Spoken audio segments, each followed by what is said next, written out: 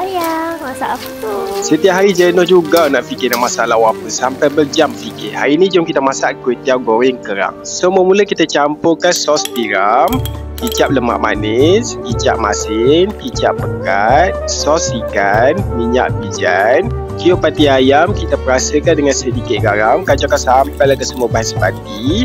Ambil kuih tiaw, kita masukkan 3 ke 4 sudu ibu kicap kita buat tadi. Gaulkan sampai rata ke semuanya. Lepas tu kita boleh gorengkan sekejap dalam 2 ke 3 minit dengan api yang kuat. Lepas tu kita boleh angkat dan ketepikan. Lepas tu kita panaskan minyak. Kita tumiskan bawang putih. Tumiskan sampailah warna kekuningan. Masukkan cili kisar. Kita tumiskan sampailah pecah minyak. Boleh masukkan kerang, fish cake. Kita masakkan sampai kerang tu masak. Boleh masukkan kuih tiaw.